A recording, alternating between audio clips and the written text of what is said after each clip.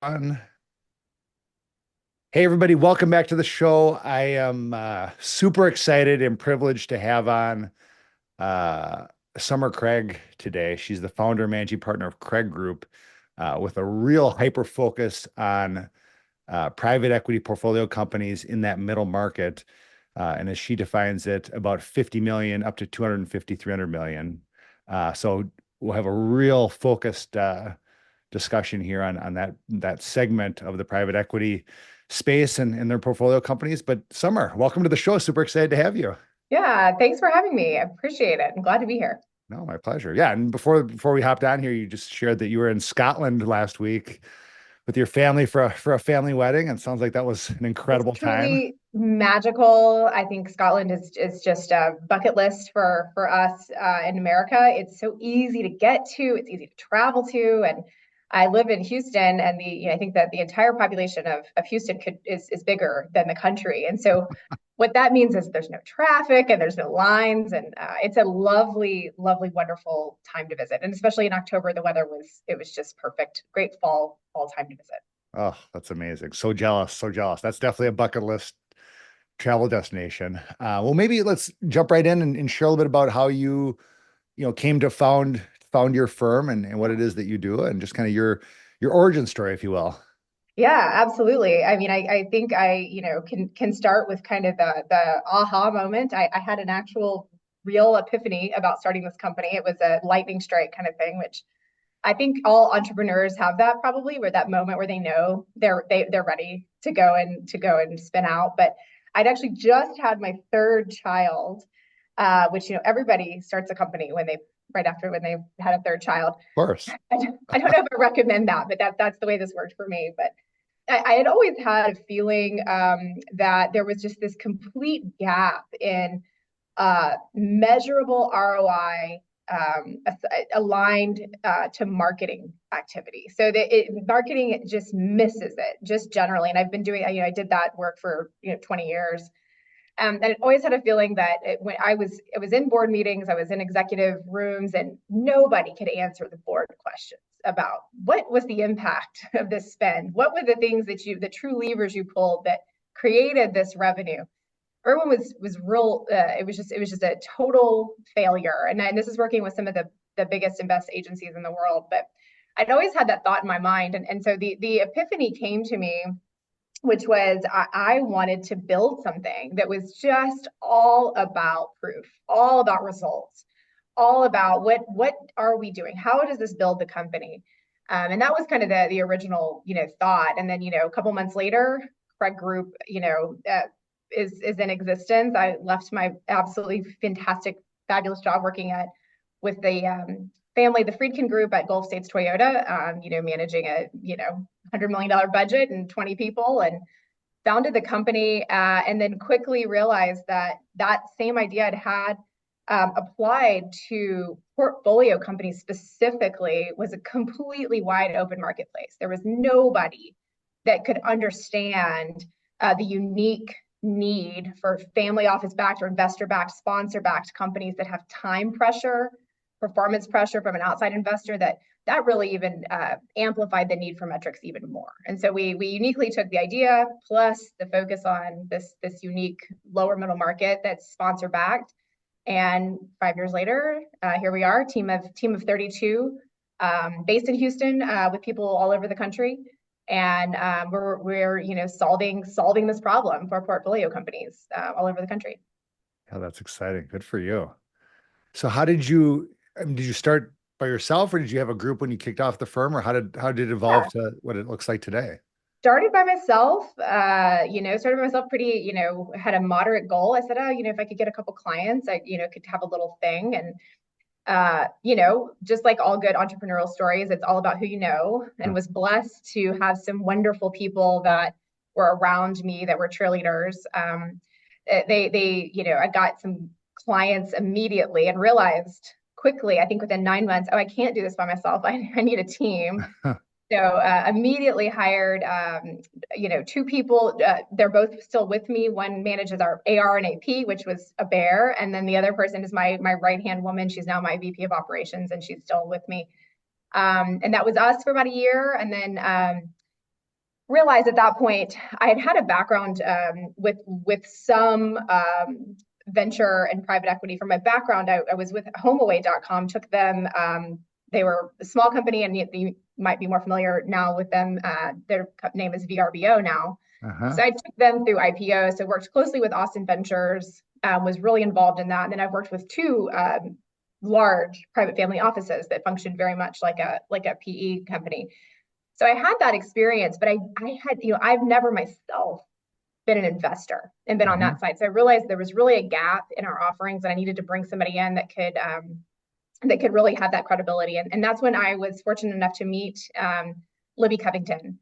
And so she joined us after we were about a year in, and really added that other side from what I had. I had a operations expertise, marketing expertise, and she brought a deep understanding of private equity markets and the private equity marketplace. So that was really the core hire. And then from there, we've really scaled fairly significantly, steadily over the the last few years. Yeah, no, that's exciting. Are you, I guess, having that focus with private equity, lower middle market, how do you target those clients and get in and start to build relationships with PE Yeah, firms? it's not easy. It's definitely a group that, it's a small group of people. They kind of know everybody. It's not something that you can just cold call into. It's not that type of an organization. So really the way that we've gotten in and started those relationships is because we just have a network. So Libby's Mhm. network plus my network. My husband also happens to be in private equity. So we made warm, we asked for warm introductions. So we have people we knew, they introduced us, they introduced us, they introduced us. And one of the things about how I think private equity tends to act, especially in the middle market, is once you work with one and you have success, that's what you need. And then Yeah. there can be some real credibility with, hey, can you introduce me to so and so? Or and then they can say, yes, we've worked with them, they're good. And that's really, once we had that credibility, the introductions became a little bit easier. So we still rely very heavily on our referral network. Almost all of our business comes from referrals. Okay. So that's really our core focus. But this calendar year, I'll say we really have expanded. We have some pretty significant growth goals. We've hired two additional partners this year. We've added to the team, which is super exciting Huh. because we have to get beyond our networks, right? Like Hmm. they can't scale that way. That can get you so far, but you just can't scale. So we really are focusing on highly targeted speaking opportunities, sponsorship opportunities that are super targeted, smaller events where we can expand our network, meet more people, have them hear us speak, especially if we can speak about a case study. So we are starting to really lean in that's beyond kind of who we already know. We've done that this year, and it's been a success so far. No, that's super exciting. How about with your PE clients? What's the activity level been, or kind of how has that trended over the last 5 years since founding the firm? Yeah, I mean, it was interesting with COVID, right? So COVID was Yes. so I think COVID, in so many ways, it really opened people's eyes to other possibilities. And one of those that we benefited from was that even we work with mostly industrial manufacturing B2B, some healthcare, but even in healthcare B2B, which is a whole other bear in COVID. But one thing that became true is that no matter who you are, no matter what you're selling, if you're selling, widgets, valves, pipe, tubing, people are looking for you online, Hmm. period. And in COVID, it became real clear because people weren't going to conferences. There was no more trade shows. You're not driving around doing your lunch meetings. So I think we benefited from that because there still is, and I think at the beginning of COVID, there was a spotlight on this lack of adoption of digital front doors and digital sales tactics with these industrial companies. They had just relied on kind of old school dropping off donuts in break rooms and Uh-huh. taking people to lunch kind of sales. And it's just no way. So we actually we grew significantly during COVID because we have the skill set to say, hey, you need a digital strategy, and we can give that strategy to you, and we can implement that work and measure it for you. So that was, that was one thing there for sure. The other side of it too that we've seen is, last year was a slow year. Deal flow was way down. Uh-huh. So we were way down. I mean, we're tied closely to deal flow, although We can help diligence. We can also help kind of when you're ready to sell a company and it's not quite where it needs to be. So, but most PE comes to us right after a deal closes and they Okay. know they've got a problem. They've got it, their sales team's broken, they have no CRM, they have no strategy for sales and marketing. So deal flow was tough last year. We grew really significantly. Last year was a really flat year for us. Uh-huh. This year we've definitely seen an uptick. I've heard that from the marketplace as well. Particularly right now, yeah, I feel like people were kind of they wanted some deals to get done this year. And so there's quite a bit of activity right now in Q4 that we're seeing. So that, and then also this other headwind that I'm really bullish on, which is I think that private equity, especially with interest rates, not going back to zero anytime soon, Uh-huh. they must now invest in organic growth. Like you have to grow these companies. You can't hold them and sell them, 3 years later and just, not make any operational improvements and organic. So there's just this. We used to have to kind of prove the point of like why do you want to grow organically? Now we don't have to do that anymore. Like nobody's saying, well, why do I want to invest in operations? Like, nobody says that anymore, but they used to. So I think we're benefiting from that mindset shift of even while I'm holding these companies, I need them to grow revenue. I can't just cut costs or be more efficient. We actually have to sell more widgets, valves, Uh-huh. whatever we're selling. So yeah, Are you finding there's like, as you come into these companies, are there common themes of kind of low-hanging fruit things digitally that these types of companies are not doing? there is. And again, especially where we are, more once you get up into $300 million companies or companies that have they're kind of on their second round of investors, like they've really done a lot of this, but in this lower middle market, um, Craig Group, we don't believe that there's any difference at all between sales and marketing. They must be totally in step. And really we look at it as, sales is one-to-one, marketing is one-to-many. That Mm-hmm. you're saying the same thing, you're doing the same thing. And we find that the sales process is really where we start, but usually the CRM is woefully underused. If there is even a CRM, sometimes we're still seeing people that are using Excel spreadsheets on desktops, trying to make monster growth numbers, and there's no scalability. We'll also see founders that are still really have their fingers in the sales process that Uh-huh. can't scale. So when you have an investor coming in saying, "Hey, we just bought your company. We need you to 3x in 3 years." Continuing to do your sales process the way you've always done it is not going to work. So the lowest hanging fruit we typically see is adding some operational rigor to how the sales team has to work. So how can we have less manual work, get more efficiency from the same people, right? So we need more output without having to just hire a bunch of headcount. So we're typically looking at that technology tool as super low hanging fruit. There's a couple of things that are easy. Add some simple automation. Add some simple client automation. So get a CRM going so you can start tracking your numbers. Like so that's one. The other one that we find the lowest hanging fruit is especially in companies that have been sort of founder led and they haven't had an imperative to grow, is they're not necessarily upselling to their current customers. Mm. So they're worried about new logo or going out and traveling and going to the conferences, right? And instead of doing the hard work, researching, looking at all the other vendors that their current companies use and thinking like, how can we take some other business? Can we cross sell this? Can we upsell this? What are other products they're buying that maybe we could actually provide for them? So that's also low hanging fruit. Just telling, really, but helping the sales team look at it in a different way and speak to them in a different way and have them go. That's typically you can get a little revenue bump in the first 1 to 2 quarters of Uh-huh. working with us if you just do those two things. And those are essentially kind of free. They're just having somebody from the outside coming in that just thinks a little bit differently than what has been in the past. Yeah. Oh, very good. How about any like, I don't know, we talk about whole low-hanging fruit, but any like high level, just super strategic, like super innovative things you've come up with that maybe it blew you away how well it worked, and you're like, this is an unlock, we're replicating this, or just fun Yeah, ideas or opportunities you're pursuing. Yeah, there's two. I have two ideas. One is a super innovative idea. The other one is not innovative, but it's an unlock. I'll tell you too. Um, we realized quickly that in the middle market, and again, this is not necessarily speaking to larger companies, but in the middle market, the CFO, the office of the CFO, when they're doing forecasts, are just looking at past history. They're just kind of forecasting out what's happened in the past. And then typically the office of the CEO, which sales is reporting into, is looking at some sort of pipeline, like some sort of sales pipeline.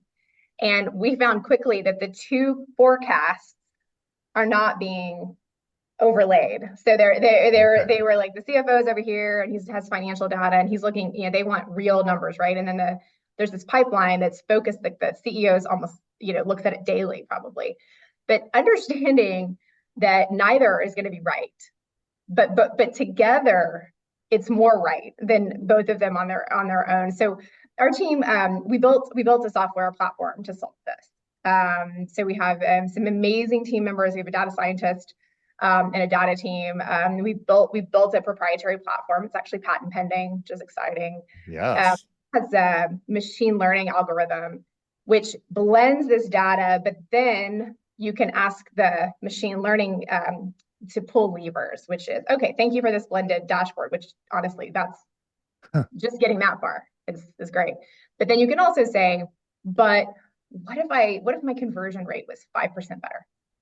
Or, what if my contract value was 2% more? What then, right? So then you can put those questions into the machine learning algorithm using your current data, which we would prefer it to be ERP plus CRM, but it Uh-huh. could be Excel if that's where we're at. But so we built this tool, which I think is incredibly innovative for this marketplace. Not a lot of people are doing it. The PE firms, some of them have the capability at the PE level, but they're not doing it for the portcos. The Okay. CEOs and CFOs are just kind of left. And then the board asks them questions that are like, what would happen if we, added another location, things like that. And they have no way to answer it right now. It would require manual Excel, somebody going back and running pivot tables. So that's our we're really finding that using that data to inform decisions has been a breakthrough for us and for our customers. The other one, which I'll say is I just was so wrong about this. I thought it was crazy, but I have a deep digital marketing background in advertising, and we have seen paid advertising from Google Ads, like PPC, like Google Ads, like what when you're buying sneakers and you get the retargeting ads. We have seen tremendous performance with paid ads for B2B technical products. Really? And I was wrong. I bet against it. Like, there's no way it's not going to work. We've got a client that sells a $200,000 software platform. And the leads that they're getting from the paid ads are sustaining their entire funnel right now. Now it's not Wow. cheap, right? So I Yeah. mean, they're not cheap. They're, $500 plus cost per, but when you're selling a $200,000 product, it's great. Um, I guess I had just a skepticism about that technology being applicable, but my team has been able to use deep insights from our work that we do around customer journey and ideal customer profile.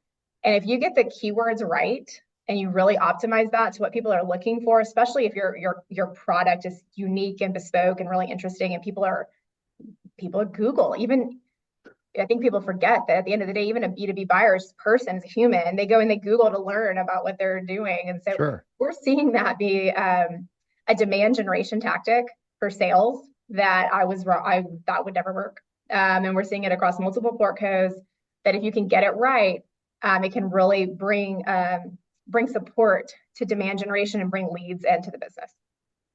That's really interesting. It is very interesting. It's also I'm always shocked when I see a lead come in that's a real person. Like Uh-huh. expect it all to be spam, Yeah. but it's not. People actually click on those ads and submit leads. That's wild. Yeah.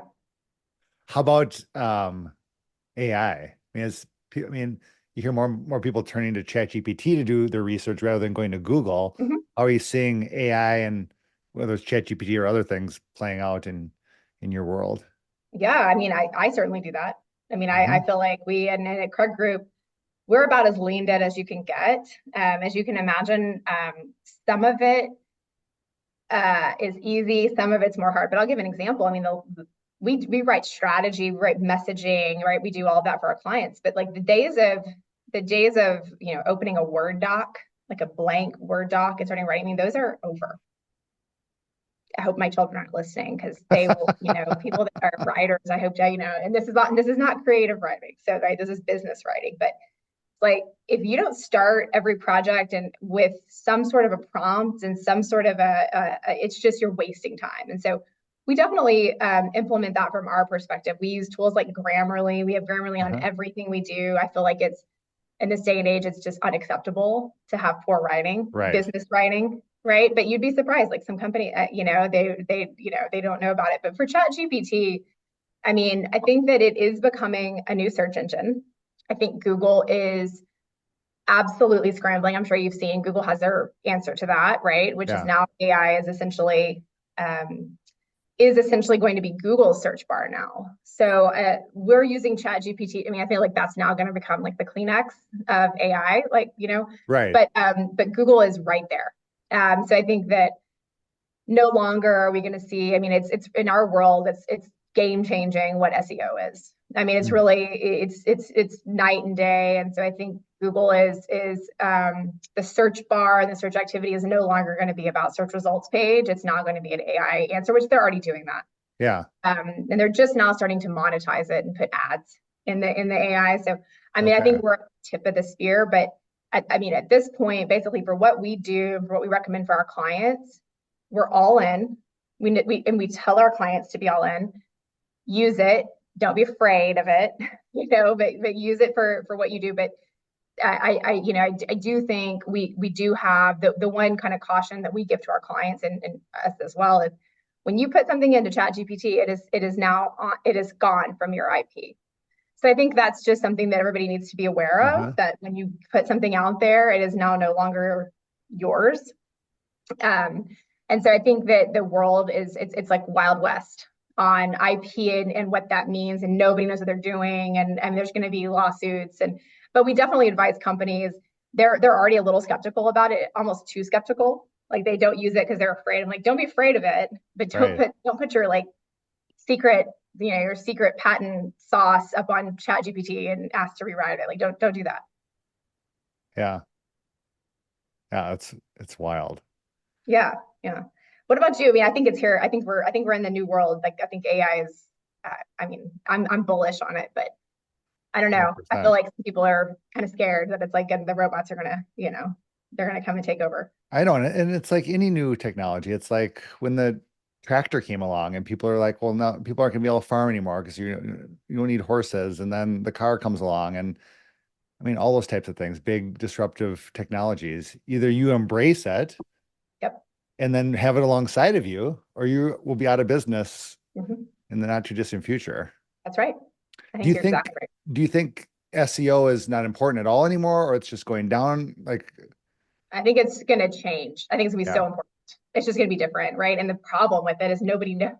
Google's not gonna right, tell you. right. They're not gonna tell anybody. So I mean, I still believe this, and there's kind of old school SEO, but like new school thinking is really around helpful content. Like if you're Uh-huh. putting helpful content, whatever that means, videos, papers, if it real, right? Like something that's somebody sees it and like, God, that helped me. That answered my question. If you're doing that, you're going to be okay in SEO. Like Hmm. even in the AI world, because they're going Hmm. to look through that same thing, right? So like the more times you're helping people, um, then you're going to be okay. If you're putting out junk, and it's not helpful, that's going to be a problem. I mean, it's Yeah. already is. It's going to be worse, But I just, ever think about our content too, and it's so hard in this day and age right now, right? Where like there's just more and more and more, right? I think everybody has that pressure. Even my companies I work for, they're like, we don't know what to do, we don't know how to put, all this, and but it's just at the end of the day, it's like do something that's real, Uh-huh. say something real, write something real, and then you can make 20 pieces of content out of that, but have a position, do something worthwhile, like do that, which requires a human. That's a person that's Uh-huh. thinking, not just like auto-generated content. So my opinion on this is that that'll stay. That's the core of it. Is this helpful to people? And then if we focus on that, I think we're going to navigate these next, this next year of what this looks like. But I mean, my team, it's daily. It is a daily what's happening today, what's the new product releases, just to be able to advise our companies, it's difficult to even know it's changing so fast. It's a Yeah. full-time job. Are there particular, like, what do you think are the most important platforms right now for digital marketing? And then maybe what are some coming down the road that you think are trending towards being Yeah. more important? Yeah, I mean, I do think that some type of, and I'm going to use the word CRM. It doesn't, it depends on what industry you're in. That could be a patient management system. It could be, whatever that is. But I think CRM now needs to mean something totally different, and still, this is to me needs to be the core of your sales tech martech stack, which is a really really good customer, not just database. But a place where your team is inputting their activity, or it's automatically getting their activity that tells you a story about how your business is doing. So, Okay. for example, we're working with people right now, and we're doing a marketing strategy, and we're trying to understand the buying committee. Like, who are all the people that are opening our emails, going to your website, and only a CRM that's truly being used well and set up can give you that insight. So, use the marketing automation that's in your CRM platform. There's a few best in breed, right? I think that I would say, invest in something that's, one of the leaders in that marketplace. Don't go cheap and, get some kind of crappy free system. But the CRM is critical. I think that automation is underutilized, especially in the middle market. People are not really using marketing funnels, automated follow up. The sales team can be really helped by this, helping trigger them when certain behaviors happen, when people take certain actions. And then on the sales side and in our marketing tech stack, we absolutely want to use one of the business development tools that integrates into your MarTech stack. We recommend products like Apollo AI, Mhm. Clay, right? There's a million, but I think that they have to be integrated into your CRM, and they really need to become that supports sales, but it also supports marketing automation, and that you're understanding who the people are that are coming. Maybe you change your messaging based on that. So those tools are, every company we work with, that's sort of our table stakes is you have to have you have to have those tools in place before we can really do much else. Uh-huh. Like I've talked to a lot of people lately about Salesforce versus HubSpot. I mean, obviously one's way more expensive, but like, are those both good examples of good platforms or They're what? great platforms. I Okay. mean, they're two best in class, and I'll say this, and we work with both. We are, disclosure. We are a gold implementation partner with HubSpot. But sometimes HubSpot is not the answer. Sometimes Salesforce is the answer. I do think that for the middle market, Salesforce can sometimes be just overbuilt. It can be Hmm. too much. Sometimes it can be like, I heard a CEO say this to me once, and they were like, "Oh, well, I mean, why do we even need to think about CRMs? Because just get Salesforce because like it's the best." And it's like, well, yeah, but like I could get a Ferrari, but if I only, I drive in a small town and I can't, I only need to go. It's like, why would I do that? I need to get something else. So it's just, I wouldn't say Salesforce only, but Salesforce requires a developer. I mean, you either have to have a developer on staff or you have to have a great outsourced team, and that's fine. But that means you have to have somebody that manages that team, right? Yeah, And the middle right. market does not have that. You do not have that. Hmm.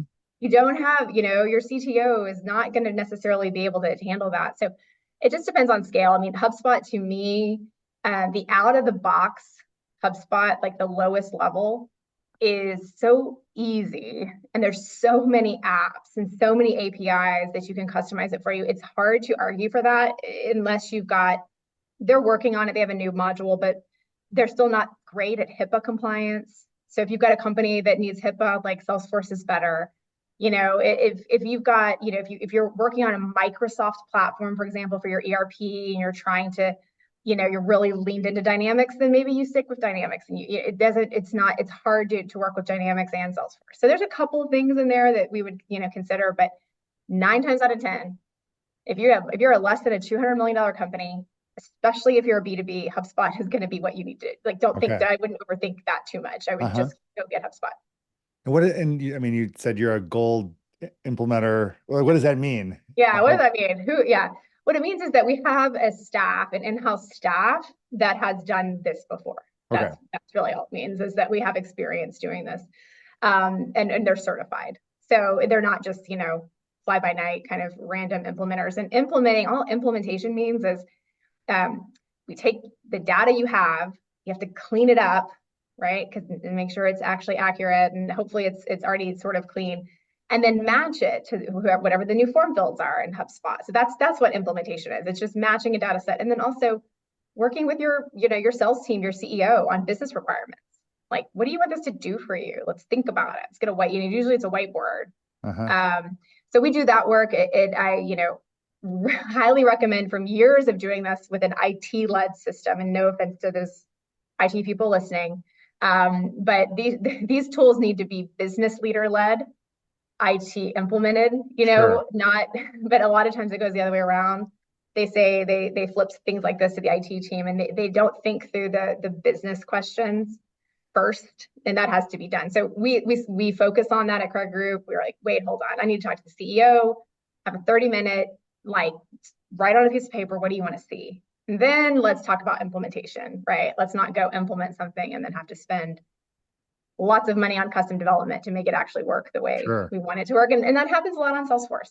People, Uh-huh. they pitch it to IT, and they're not prepared to think through the business requirements before. So we mitigate that some in HubSpot. And we've seen the downfall. So it's something that we were glad to offer to our clients. Okay. Are you, as part of your whole process, I mean, is a lot of like marketing on social media and those platforms too, or how do you guys think about that? Yeah. So our typical how we engage is that we typically come through the sponsor, so either the private equity firm or the financial sponsor. They'll introduce us to the CEO, and hopefully we get hired by the CEO. We require a strategy phase, which is, we call it phase one. We would not do any type of marketing or sales implementation without this, which is really unique in the marketplace. It's a pretty you think of like a classical management consulting engagement. It can be 6 to 8 weeks.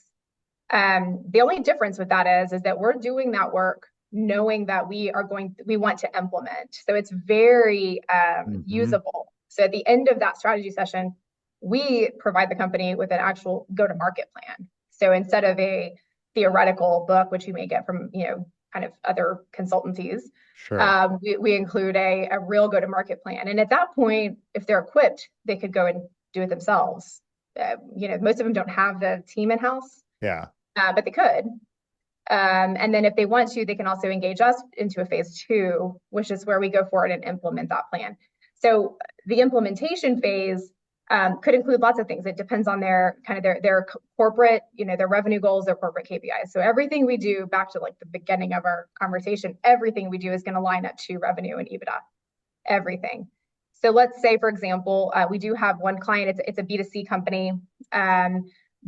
We spend a significant amount on Facebook. They have a target audience that is over 60. Facebook highly indexes for people over 60 using the social Hmm. media platform. It's a B2C. Again, it's not a B2B play. It's a consumer facing product. Facebook is a fantastic lead generation platform for them. So that completely works for them. So we do have a social media team that buys that for them. We create the ads. Now, most of our companies are B2B, and Facebook would be maybe not the best place to be. You can sometimes there's definitely an opportunity. So it's not a never, but most of the time for B2B plays, especially if it's a sophisticated product, we're really going to be using LinkedIn. Uh-huh. And we're going to use LinkedIn content creation, founder authority. We want the founder to be posting, and we'll support that with ghostwriting for them and doing their posts, writing for them in the background, and sometimes promoting the ads if it's worth actually promoting it and paying for it. Our team does that buying, but the tactics, we only even get there and talk about it when we're looking at how does this impact revenue. That's Hmm. it. That we're not going to even talk about it. And sometimes for CEOs, we have to really put the brakes on. Like, no, we're going to have to get through the strategy before we're not talking about your website until we get through the strategy. Uh-huh. But it's critical. absolutely critical, that we go through that work. But yeah, our team does everything from writing white papers, sales enablement, to social media, to we can build your website. But we just have to go through the strategy first, before our team does that. Yeah. Maybe turning the page to like leadership and building leaders and culture and core values. Maybe talk a little about how you've like what is the culture like at Craig Group and how have you been intentional about that and core values and bringing in people that fit and raise that culture and those core Yeah, values. sure. Well, the company was founded in 2019, right? So pre-COVID. Hmm. And I personally had two feelings about culture at that time and what I wanted to build. And one of them was, I live in Houston, and Houston's got some great business minds. There's some really good consultants here, some good talent. But on our phase two team, the people I need to really do kind of the subject matter expert implementation with creative jobs, not a great city for talent. And I know that because I've lived here for a long time and I've worked in marketing. So I knew really from the get-go that we were going to be a distributed workforce. Like Uh-huh. if I was going to hire the best people, I could not force everybody to be in Houston. So what that meant is that from the get-go, we were virtual. We do have a Houston office. So it's optional for people that live in Houston. They may come in whenever they want. We have a team meeting here every Thursday for everybody that's in Houston. And then the people that are virtual, they get a stipend that they can go and rent their own office or they can work from home. So I happened to do this before COVID. Uh-huh. So culturally, I think our team, we never had to go through what I think a lot of people had to go through. So we've just kind of been there, done that. Everyone's really good at asynchronous work. We're really good at technology, great at time management. So our culture was already that. So I felt like a lot of people scrambled culturally during COVID and we coasted because we were already Uh-huh. set. So that was a God thing. There's no way to predict Uh-huh. that. Yes. But our culture has really grown from that. So we hire people that know that's our culture. So because we all have so much flexibility, because we are, virtual, there's very high expectations. Hmm. So there's a lot of freedom and autonomy given, and that's only given because our work is near perfect. And so Hmm. that's our culture. And so we state that at the beginning of all of our quarterly meetings. It is exquisite work product. So I really only hire people that are just super bright thinkers. They want to work, but they also value their personal time and their personal space, and they want to be a whole person, right? So a lot of our employees are moms, dads, or they're caring for their elderly parents, or both, in some of our cases. Uh-huh. And I respect wherever I meet everybody where they are, and that's been our culture from the beginning. But with extremely high work performance, because that's the give to the get, right? Right. Which we have that culture of excellence. It's one of our core values.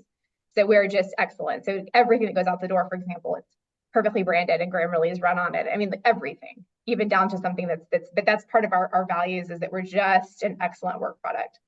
So that's part of our culture. We don't have a lot of junior staff, hardly any, Uh-huh. because of that, because we really have a culture of like, you need to be able to get your Huh. work. So we don't have it. It's really not a great fit for us. Somebody that needs to be kind of trained up. We're just not built that way. So we're built for people that get shit done. That's really who we Uh-huh. are. And that's what we do. We don't have a lot of, again, there's not a lot of wasted time. Everyone's really busy, really focused. Yeah, so that's our culture.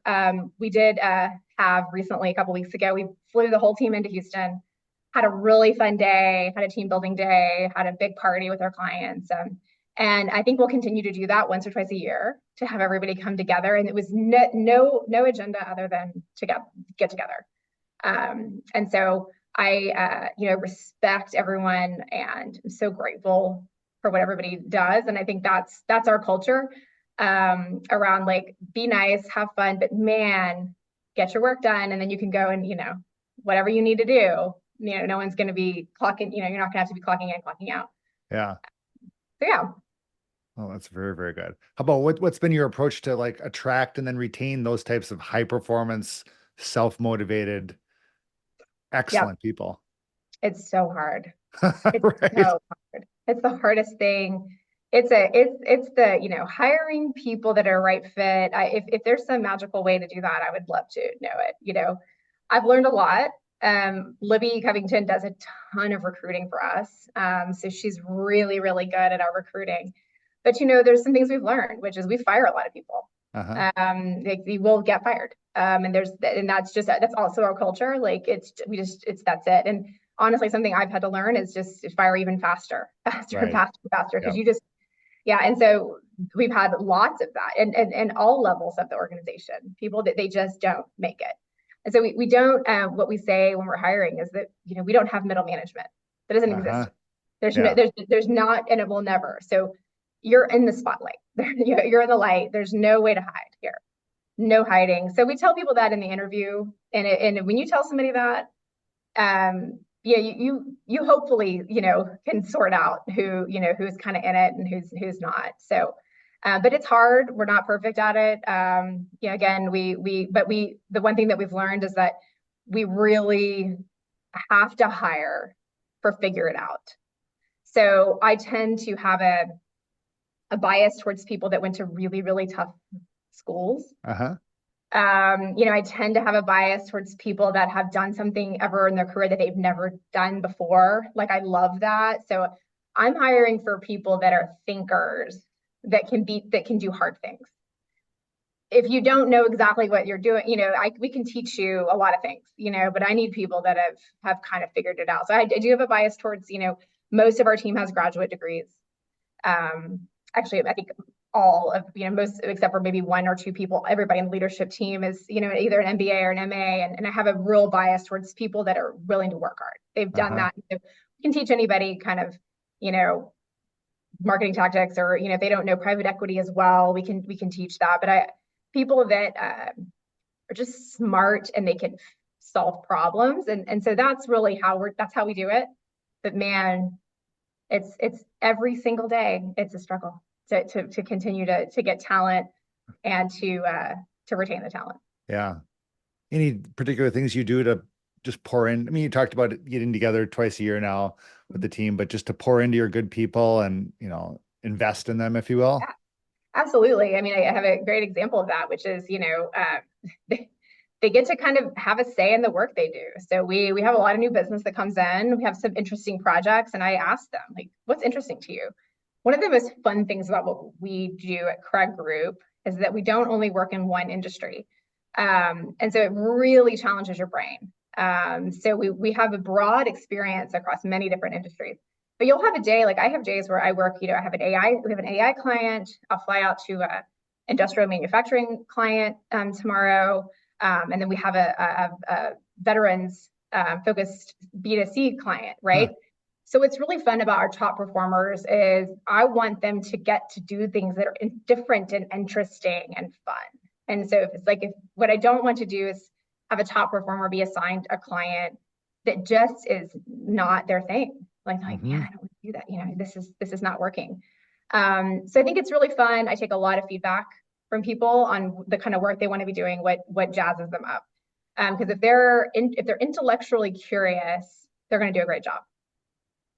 So that's what I want my top people. I want them to be intellectually curious.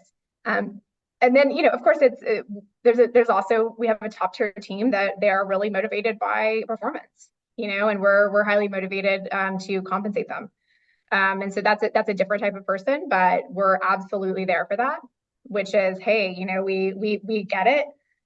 We agree that we've been really lucky to scale how we are, and so there's another group of people where it's really more about kind of performance and comp, and we're there for that too, depending on kind of what their core motivations are. Yeah. Very good.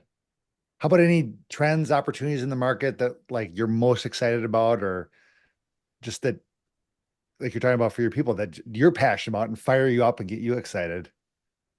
I mean, one thing I'm so excited about, just from the marketplace perspective, is this.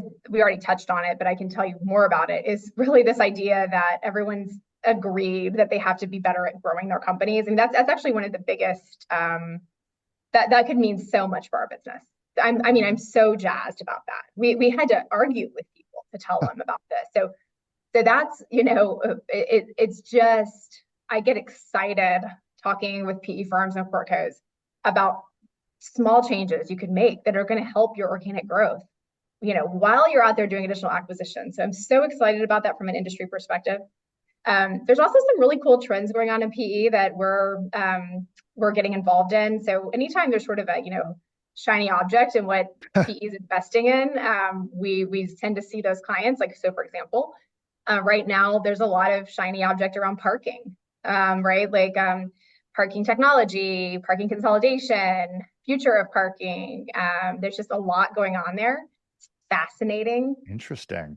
So interesting. There's absolutely a trend. I've seen, I don't know, maybe 2 or 3 deals last week announced in the Wow. space. We have a new client in the space. So it's really fun, and I get really excited when I see something, a new investment opportunity that's opened up that maybe we just had not been there before, and we get the benefit of getting to work on that work. So I think that's been really fun to see, where kind of what's the next thing for PE to invest in. But parking is definitely a hot topic right now. That's a fascinating one for sure. Yeah, it's interesting. How about maybe some of the biggest challenges that you faced in growing the business and how you've overcome those? Yeah. Our core business model is a consultancy, right? Hmm. That's our core business model. So we pay for our brains, right? We pay for our smarts. It's hard to scale, right? And every time you win a client, you can't hire a new FTE. So balancing new business with staffing and what that looks like from a margin perspective. I mean, I've never done it before, so I rely really heavily on my network, friends and family and people to coach me on it. But what I've now learned 5 years in, it's just hard. Like Uh-huh. there's no magic. There's no magic. So there's just a balance though around like how much efficiency can I get out of my team before I'm like over, I'm overkill and I'm doing my clients a disservice because everyone's too busy. Hmm. And like, what kind of margin can I truly maintain? Like, you know, is that even possible? Can I keep this? And then when is the right time to step change and add those expensive people? And every time, you're looking at looking at business. And again, with consulting, it's difficult because I'm not selling, product and widgets. And so just from a financial standpoint, I mean, that's been so challenging. And I think it would be the same for anybody that is in a consulting, business services consulting. It's the same thing. It's hard. It's Hmm. hard work. And most of our work, obviously our work with our portfolio companies is recurring to a certain extent, but then they're going to sell the company. That's part of our business model. Hmm. So we have to always be selling. We have to always have new logos. And that's hard. You can't rely on like, oh, we're going to work with you for the next, 10 years. Yes. So yeah, that business model it's just a challenge. One of the ways we mitigate it is by working with multiple portfolio companies from the same sponsor, right? Sure. Because then the sell is not from zero, right? You're selling from like 80%. So I mean that's the mitigation that we just have to win that. We have to be able to sell in horizontally um, in order to scale, because if not, it's just so hard to get like new, to always replace new business. So it's a challenge. I'm constantly reading, seeking, talking, asking, always like, okay, how do you do this? What do you do? But yeah, I try to surround myself with people that have done it before, and they're smart and bright and they can advise me. But it's a challenge. Yeah. Do you find that, and I'm sure it's both ways, but with your sponsors that, if they, have their portfolio that once they acquire a new company, they say, hey, you're working with Craig Group for this, or do you feel like you have to keep selling to the new CEOs of the new portfolio companies as they come in? Both, both. Some of the relationships they get a little bit more voluntold, which is like, here's Craig Group, go forth and don't, And then other times they're a little bit more hands off, which is they're happy to make an intro, but it's an Yeah. intro. It's like good luck, So we Hmm. have both, and it's completely dependent on the culture of how hands on they are. I'll say we are seeing a trend with a lot more independent sponsors emerging and functioning very much as a PE firm, but maybe they'll only have one deal. Maybe they'll have two, but we are seeing that emerge. And I'll say in those instances, they're incredibly hands-on because most of them really are, they're operators. They want to Sure. operate. And those have been really good for us. They are more, as opposed to kind of a more traditional PE shop, I think they're just more apt to say, hey, we need help.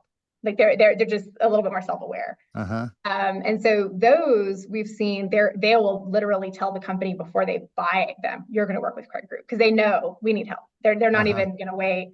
But some of the bigger firms, we get an email intro to a CEO, Yeah. which is great, but it's Yeah. also hard. Right. Right. How about just talking about like our free market capitalist system in America? How has that benefited you and in the business? I mean, nothing would exist but for that, Right. and especially in this election season, I think about that a lot. Um, I'm so grateful for the ability that I had to say, I'm going to start a business, and my business is only about helping other people make money. Uh-huh. That's all we do is say, how can I help your business grow and sell? And I mean, I don't know, what other people might think about this. It doesn't really matter to me, but I feel really good about that. Like I feel fulfilled about helping Yes. grow a company and grow these people. And a lot of these entrepreneurs, I mean, we get to help them grow their wealth, and really also be a piece of creating more of the economy. Like we directly help grow the U.S. economy with not only our existence, right, but also every time we get in and that portfolio company is able to scale, and then hopefully they have a more successful exit. We had a hand in that, and that's to me the most unique thing about our system is we can do that, and you do it in a, we do it in a very classy, high integrity way, right? But like, how great that we can do that and support people and help them be successful. Absolutely. I mean, fulfilling, adding value. It's amazing. How about Yeah. it, in what ways, maybe outside of the business world, are you, do you feel like you advocate for capitalism and free markets, like just outside your business activities? Yeah, I mean, well, I am I'm a CEO. I'm a working mother of three young children. Uh-huh. And I'm one of, there's not a, I don't have a huge peer network, but I will say that my friends, I mean, even just being in I'm an elementary school mom, like I tell everybody what I do, and Yes. I'm happy to talk about work and I don't shy away from it. And I tell, this is what we do and we're great, and I think that just being an advocate for what I'm doing and being, authentically who I am in a community is is in itself a little bit of a benefit. So I'm a touch unique, for my neighborhood. Not too many other. There's a small handful of women that are working in something similar or some sort of value creation or really like business in the business world. And I think that the more I advocate and talk about and include and have both be able to both do this and also be the mom at the elementary school. I think that's a strong advocate for what's possible. Oh, amazing. How about any advice you'd give to aspiring entrepreneurs, whether they're young or they are established in their career, but they're looking to get out of corporate and start their own thing? Any advice you'd give to people that want to take the entrepreneurial leap? Gosh, I don't know. It's tough. Maybe don't do it after you've had third baby. I don't know. Like I don't know if I would tell that advice, but I mean, there's just really one thing, and I mean, I struggle with this still. It's constantly something that's I think it's a lifetime work, but I think it's figure out what you're good at. Hmm. What is your power? Like when you're in a room or when you with somebody, like how are you the most helpful to others? Like figure that out and keep that with you and do that. So if you're an entrepreneur, like do that. Don't, do what you're personally good at and your superpower. Because if you do, I think that's when you can have entrepreneurial success because you're coming from a place of passion and authenticity. Like it's who you're good at. So I think if you can figure that out and then go chase your entrepreneurial dreams, like just remember, like you've got a superpower, focus on that and go forth, go forth and do it. Uh-huh. Excellent advice. All right, last question. For you personally, or personally business-wise, however you want to take it, what's your personal definition of success? Yeah.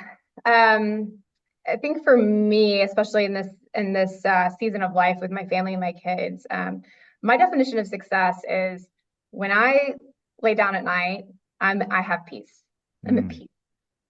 I don't, it doesn't mean everything's okay and everything's perfect, but I have a peace that I'm able to hold within me. And I think that peace comes from knowing that you're doing the life's work you're supposed to be doing. And that to me is about as happy, it's that kind of is happiness. It's not always like sunshine and rainbows. But if you have a peace in your heart about what is going on in your life, then what more could you, what more could you want? oh, well, that is a perfect way to end this. Summer, thank you so very much. We will share in the show notes, how people can get in contact with you and your socials and the website and stuff. But any parting words you have before we end Thank this? you. Thanks for having Oh, me. This was a great chat. I appreciate it. I appreciate the conversation. And I look forward to hearing from anybody. If there's any questions or, anything anybody wants to reach out to me, I'm available. that's awesome. Well, thank you so much, Summer. This was absolutely a pleasure. Thank you very much. Thank you.